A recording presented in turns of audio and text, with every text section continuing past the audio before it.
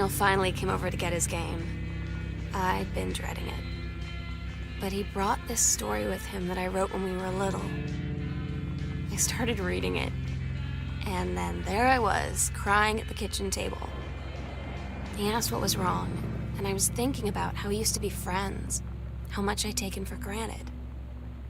But instead, I told him about school, and Dad, and Lonnie. And then how sorry I was that I wasn't his friend anymore. He gave me a hug and said it was going to be okay. And for some reason, I almost believed him.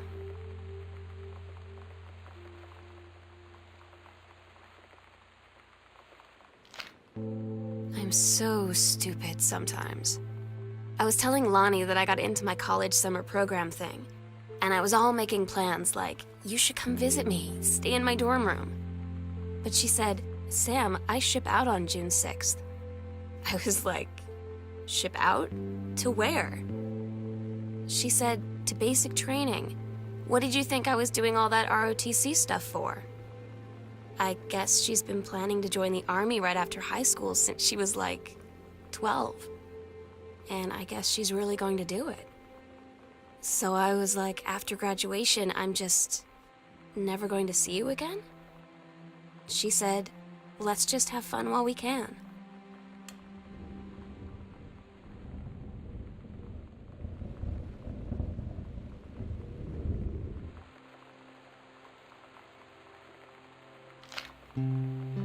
I don't get Lonnie sometimes. Like, her band, and our zine, and her hair, and everything are all anti-authority.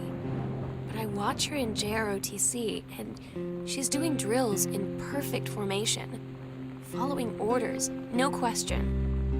And there's all this stuff in the news about don't ask, don't tell. Like, she's going to join the Army and then have to lie about who she is. She said they don't need to know what they don't need to know. Like it was no big deal. This from the girl who trashed her locker to, like, defend my honor. I've learned when to stop arguing, though. I don't think Lonnie even gets Lonnie sometimes.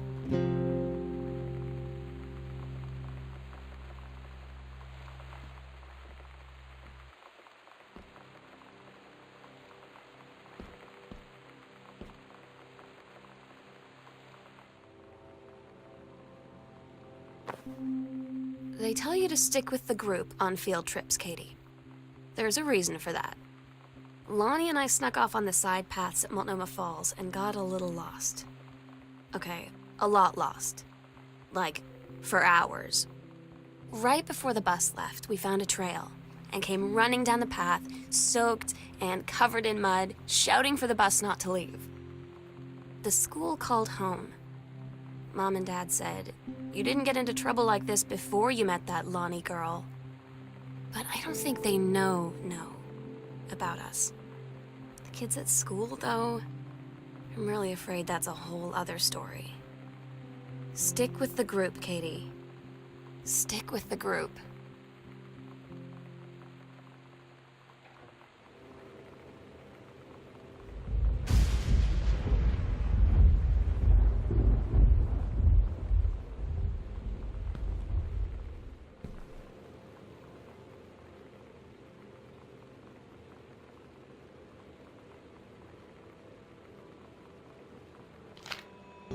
Todd's band lost their singer. Todd said he sucked. Lonnie said he got sick of Todd's shit, and he was complaining about needing a new singer. So Lonnie was like, I can sing. And they were all kind of like, you can? And she was like, probably. But she's been rehearsing with them for like a week now. And I finally got to see them play in Todd's basement today. And she's actually really amazing. I feel so proud when she's on stage. It's incredible being in awe of someone you love. So everybody knows it's like a temporary situation till she ships out in June. But till then, I'm gonna be at every single show.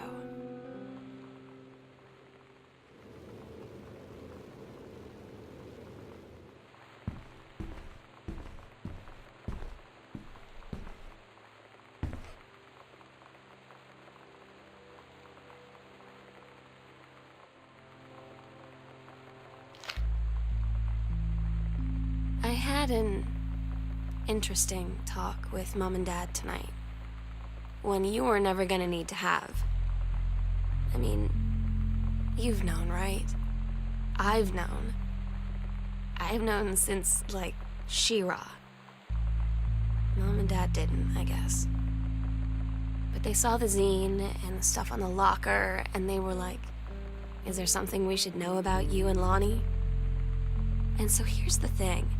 I was prepared for them to be mad, or disappointed, or start crying, or something. But they were just in denial. You're too young to know what you want. You and Lonnie are just good friends. You just haven't met the right boy. It's a phase. That's what I didn't see coming. That they wouldn't even respect me enough to believe me. Well, joke's on them, 'cause they're in for one very long phase.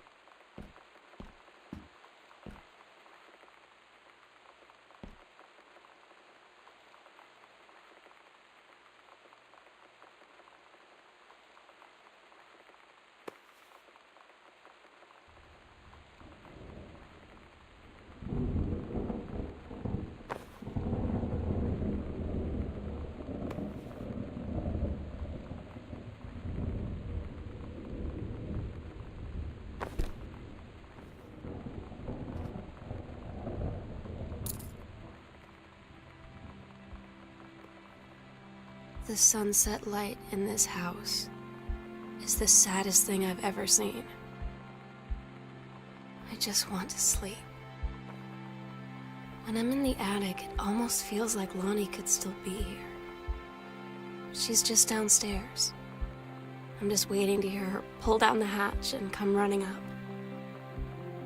Maybe I'll go up to the attic and wait.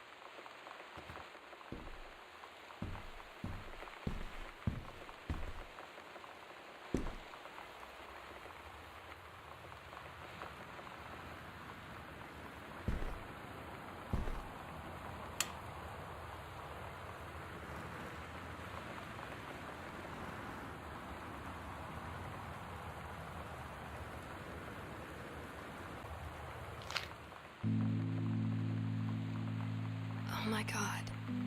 Katie, I fell asleep in the attic, in Lonnie and my old spot, and I missed the first 2 calls. I just barely caught the third one before the machine got it. And it was Lonnie, on a payphone. She'd been on the bus to Basic, and she said she couldn't think of anything but me and us, and that she couldn't go through with it, with the Army and being apart and all of it.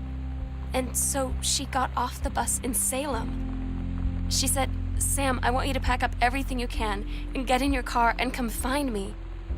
And let's just drive until we find somewhere for us. And she asked me if I could do that. And I said yes. Yes.